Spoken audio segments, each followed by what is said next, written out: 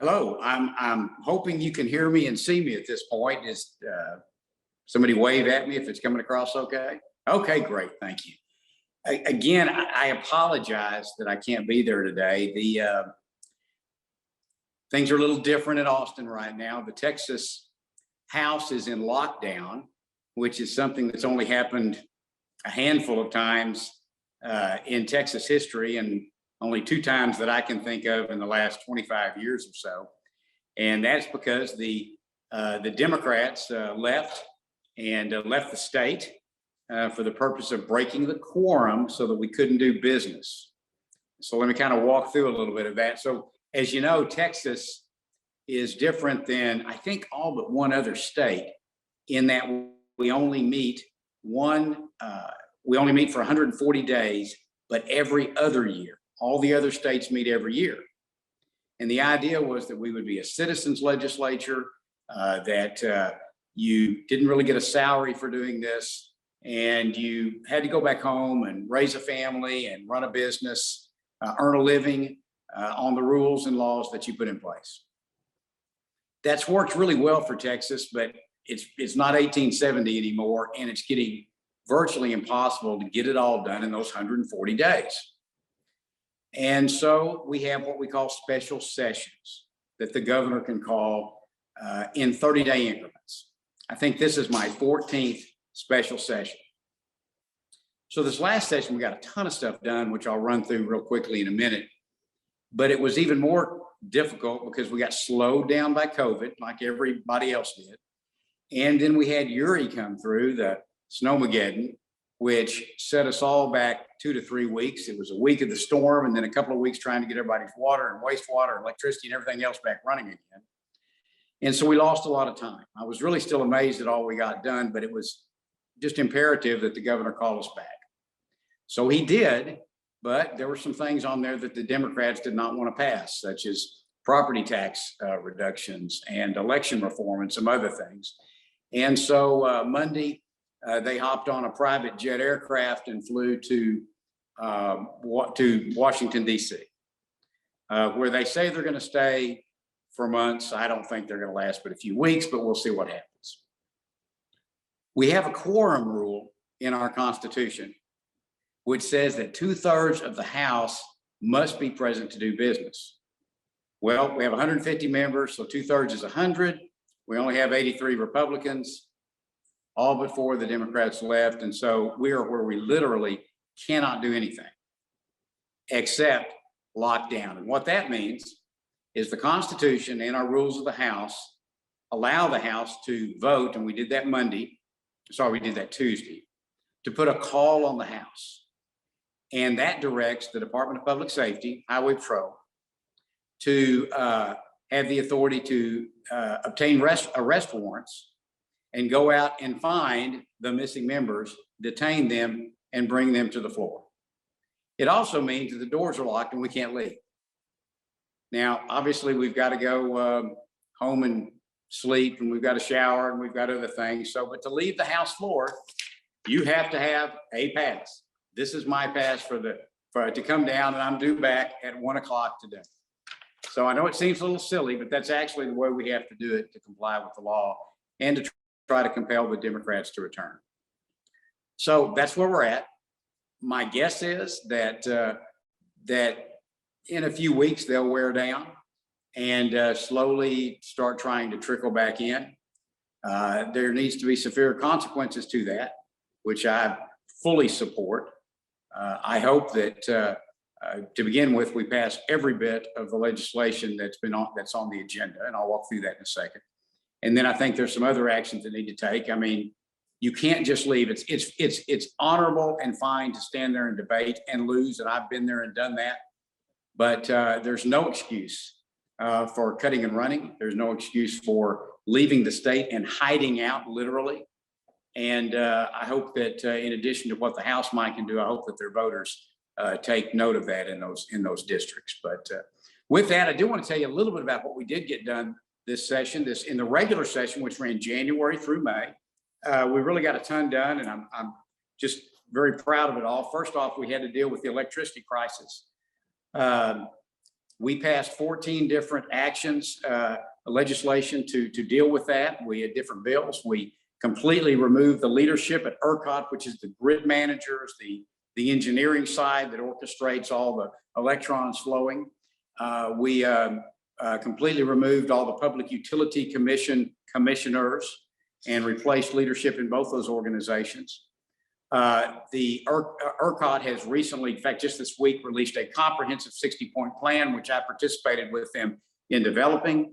And it is a thorough plan to get the electric grid back up to where it needs to be, providing reliable and resilient power, and also providing it at competitive prices, which we have been doing very well up until recent days. And frankly, this never should have happened. It was a cascade failure, and I hope it will never happen again. We passed strong pro-life legislation, passed a heartbeat bill that says that no abortions can be conducted in Texas after a heartbeat. We put $100 million into alternatives to abortion for women, and we increased dramatically women's health programs to try to work with that as well. We passed a great budget, which actually is about 5.2% less than the budget for our previous 2 years.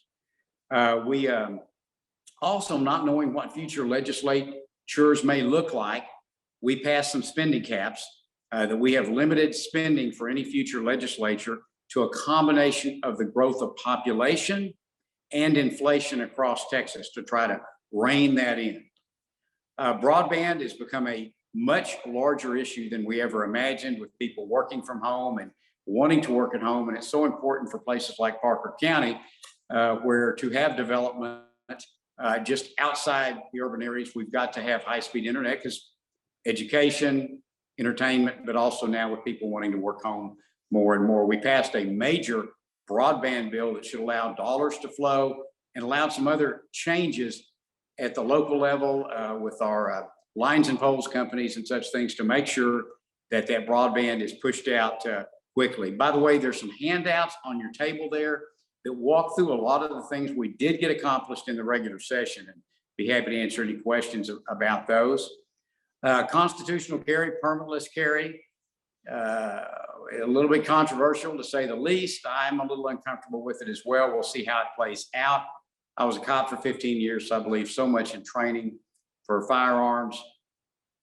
Basically, so already in Texas, you can carry a long gun, rifle, or shotgun anywhere you want to carry. You can walk up and down Main Street in Metropolis, Aledo, holding up your AR-15, and it's completely legal and has been forever in Texas.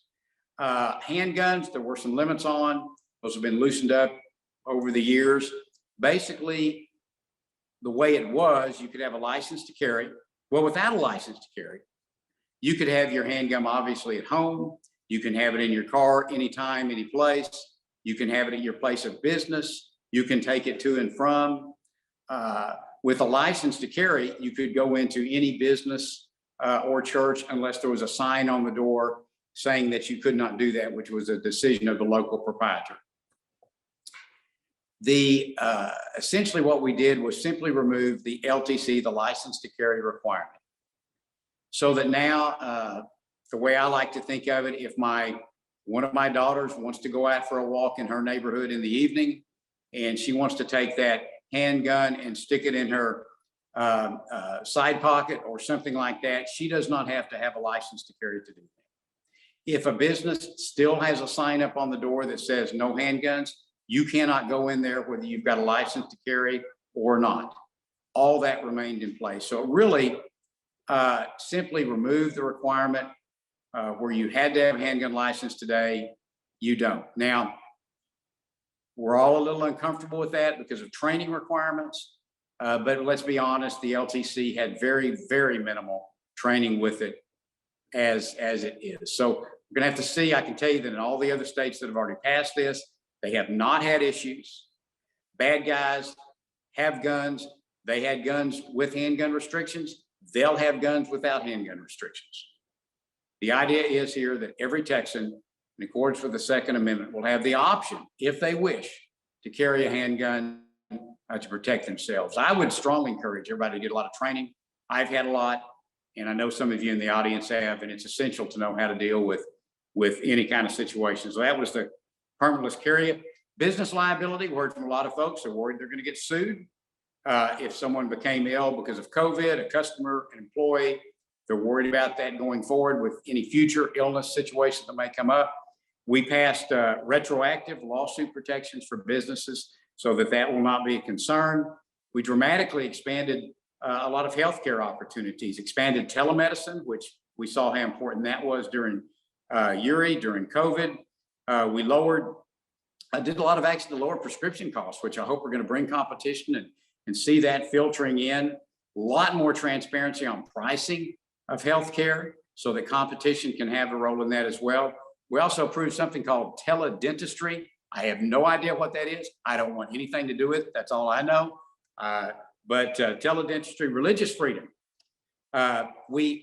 You will have the opportunity in November to approve a state constitutional amendment, which makes what I always thought was clear anyway, that the government could have no role regulating a church.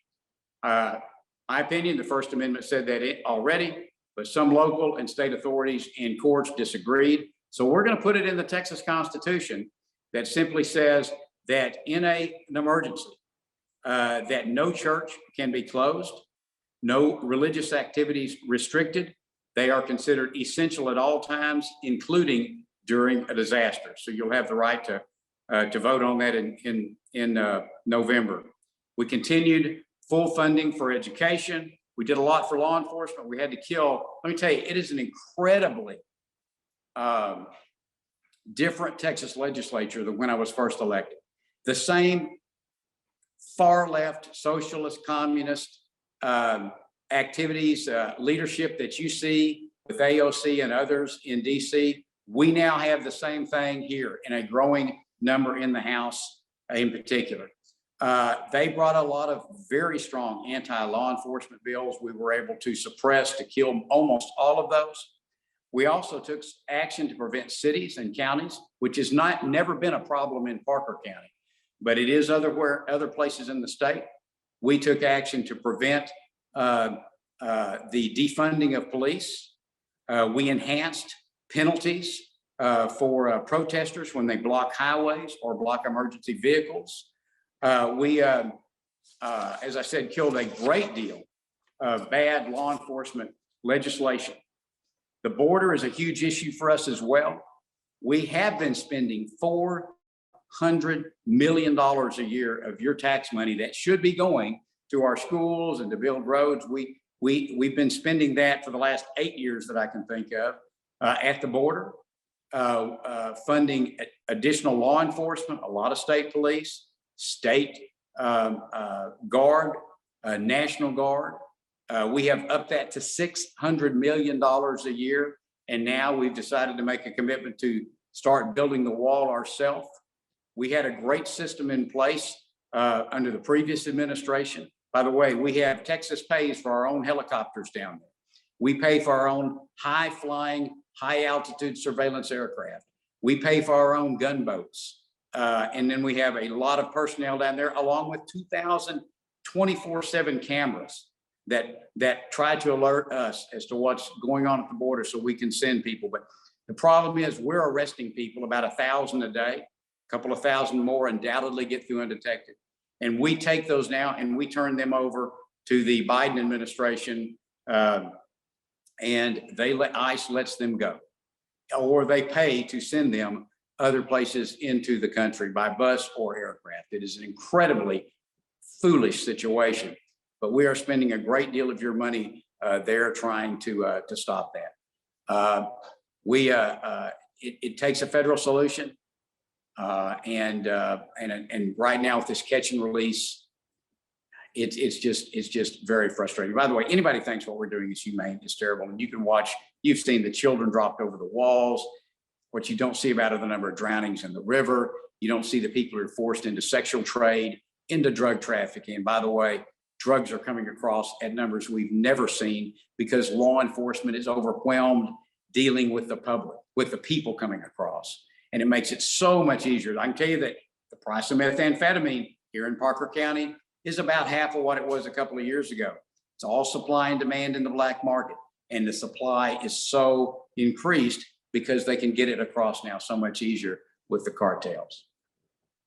I could go on and on. We did get a lot done in the special session.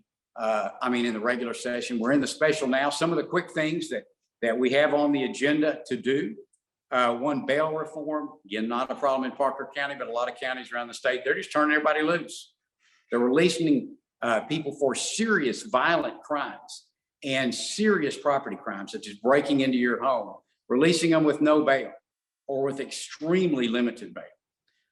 The election integrity, you've probably kept up with all the things that happened during the last election cycle. Those happened, and we're trying to pass a comprehensive bill to reduce and prevent that going forward. We're trying to deal with all the social media censorship that we see on Facebook, they censored the sitting president while allowing the Ayatollah and the president of Iran to say whatever they wished. We've got family violence prevention.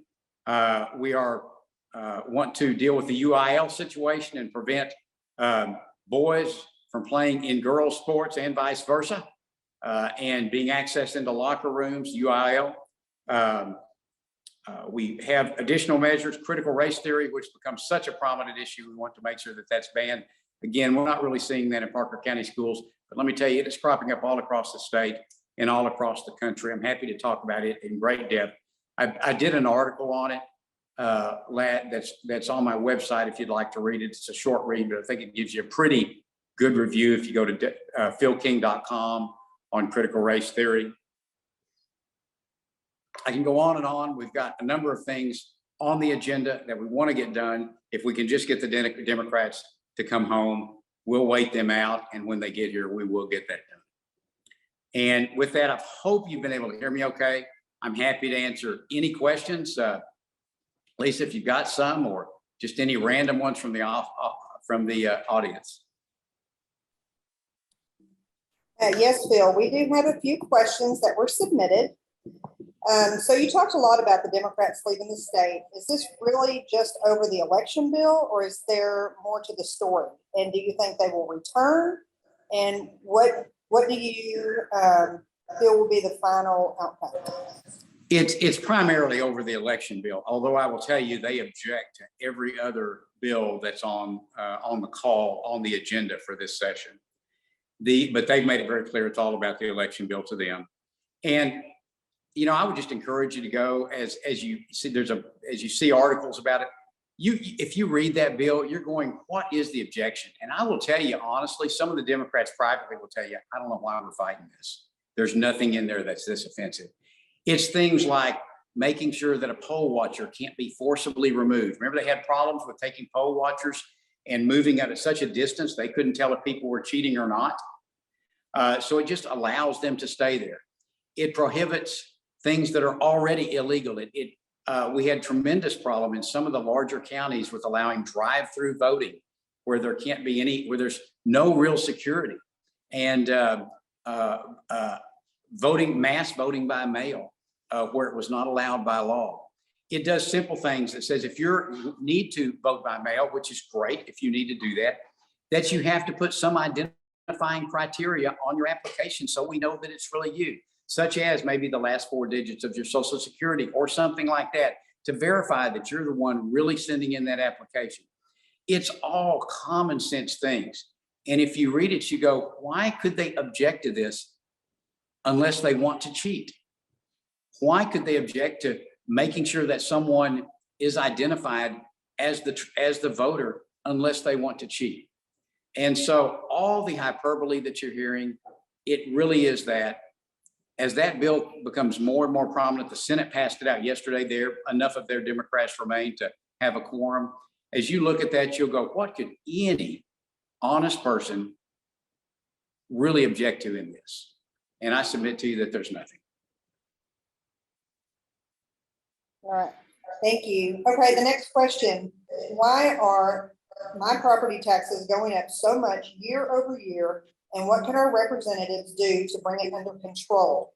Can the $8 billion surplus the comptroller announced be used for this?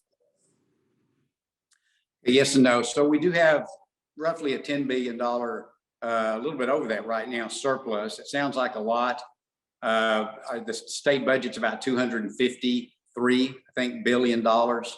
So a 10% reserve fund, a $10 billion reserve fund is not as large as it sounds. However, in my opinion and in others, it is larger than we actually need right now. So one of the items on the agenda is to use some of that to the extent that we can for property tax reform and relief. Now, that's a little bit difficult for us because the state doesn't have a property tax. The state uses sales tax. We have property tax for a local government, for cities.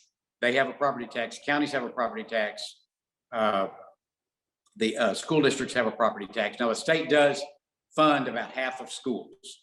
And so probably the way we will do that is to buy down, which is something we did a couple of years ago, also try to buy down a larger share of that school property tax.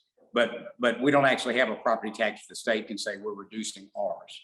So we will try to, I think the general plan is to try to, while we've got that surplus, refund it. We've got more surplus than we normally would, frankly, because the Biden administration's been printing all this money in that print economy, which is why you're seeing inflation, by the way, start to pick up. But as that money, more of it's coming in, and a lot of it's coming to your local cities and county and to the school districts as well.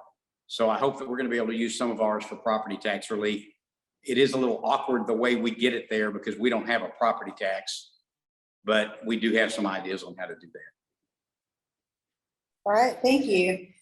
East Parker County is rapidly growing, and there are concerns about our lack of infrastructure to handle such growth. What can East Parker County do to help ensure that funding is on the way to improve our roads, electrical grid, water supply, and internet for our growing community, new businesses, and new schools?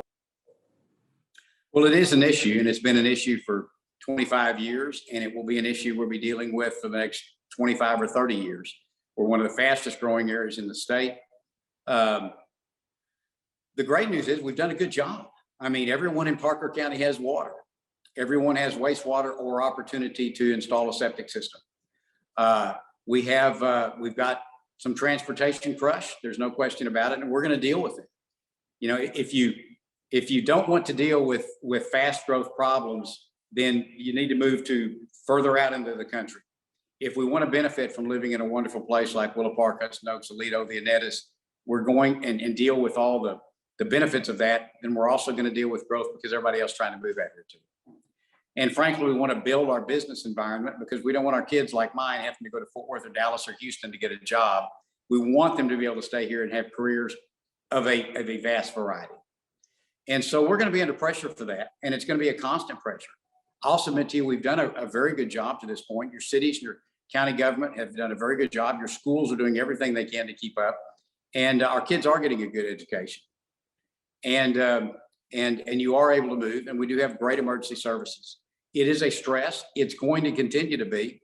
The state has set up a great, roughly $26 billion funding program to help assist on the water side. We are setting up programs like that on transportation that I believe you'll be seeing and are already seeing. I used to get griped at because congestion was so bad. Now everybody complains to me because there's traffic construction everywhere. And so I can't win either way. They complain about the cones or they complain about the traffic. And I get that. And that's the way it's going to be. We're a fast growth area. The good news is it's great for business and it's a wonderful place to be a part of, but it's going to be a stress. I'll suggest everybody's doing a good job. There's always a lot of tension between the city and the county and the state and who's responsible and what part of it's ours.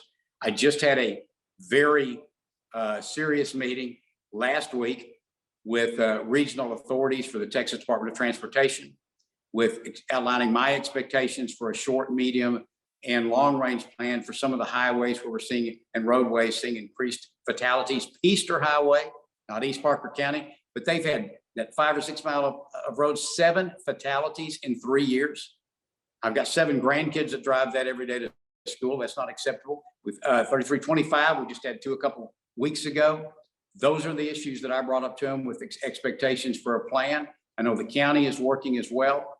and the city. I think we're going to have to upgrade some of our development requirements for how we, when you're putting in properties, for how ingress and egress is allowed into those properties, acceleration, deceleration lanes. I know our developers want to work with the state and the county to make that better, and we're going to have to do that. But I think actions are underway, but we're going to be under stress with water, wastewater, traffic, and other things for a long time to come. If you look at the map 40 years out, the center of the DFW Metroplex is West Fort Worth, and that's because everybody's moving to Parker County. All right, thank you. We have 3 more questions. Can you tell us about the bill that passed that allows homeschool students to participate in UIL activities at the local school districts? Sure. It's a local option. You know, we want, at least I want, local option, local control for our public schools. It is a local decision. If the school board doesn't want to allow it, they don't have to allow it. If they want to, they can. It is simply a local option. All right, thank you. I am fully supportive of the Second Amendment, but I'm a little uncomfortable about someone carrying without a permit that doesn't have proper training. Can you discuss the thought process behind the legislation? Sure. I mean, I kind of I went over it a little bit earlier, but at the end of the day, the Second Amendment is what it is, and it says that the government may not restrict your ability to possess and carry a firearm. We have allowed some limited restrictions, time, use, time, and place over the years. Texas, frankly, has been more restrictive than a lot of states, which is really kind of surprising. But again, you could already carry a long gun anywhere you want. You could already carry a handgun in your car, at your business, at your home. We simply removed some of the restrictions. So right now, if you want to walk down the street and have a pistol in your pocket, you can. My larger concern is the same one that it was even before this new law, is that anyone who wants to carry needs to go get significant training. I just took one of my grandchildren, and my wife and I went last year and did 5 days of training. And you know, in the Walmart shooting in El Paso last year, there were people in there armed that had their LTCs, but when the shooting started, they ran out. Why did they run out? They ran out because they didn't have training and instincts initiated. So I also worry about someone not thinking about who is behind that person. If I shoot and I miss, wait a minute, that's a sheetrock wall behind him. It's going to go through. Who's on the other side? So many things you have to think about. So my strong encouragement and expectation, frankly, is that if you make the decision to carry a handgun with or without a license to carry, that you take the initiative to go get proper training. It's available very easily to be found in Parker County. And I just strongly encourage anyone, if you're going to carry a gun, go and get it. And by the way, the Marshals program that we have in our public schools in Parker County provides extremely good training. And if you know someone who's serving as a marshal, you need to thank them, because they spend a lot of their time with training on how to do with an active shooter and how to defend your kids. All right, thank you. Our final question. As you know, we have thousands of people moving into Texas daily from blue states. How can you protect Texas from turning into a blue state? You know, and I mean, that's obviously a problem. Our urban areas are going more and more, not just blue, going extremely far to the left, to what you cannot describe as anything but socialism. And people forget the Cold War, and they forget what socialism and Nazism and all these things are about. And but at the end of the day, this far liberal progressive agenda is bad for people. Wherever it has been in history, anything like it, it always leads to a loss of freedom and economic depravity at best. At worst, to totalitarianism. And so the question is Texas turning blue? The suburban and rural areas saved Texas from that in the last election cycle. People are moving in, roughly 1,000 a day in growth in Texas population. That's with legal immigration. A lot of those are coming from California.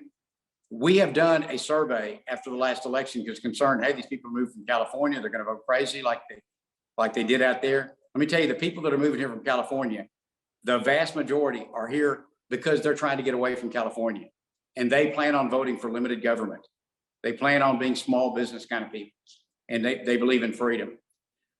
What we do see is when ABC tech company moves to Austin or moves to the Dallas or to Collin County, and they bring hundreds or thousands of people with them. Yes, we are seeing people move that are of a very liberal mindset, and all we can do is tell our story and sing the history of Texas and try to work the polls to make sure that they don't take Texas where they took California. Think about California. You had to really work at fouling up California. It had everything going for it. I mean, that's the state of Ronald Reagan.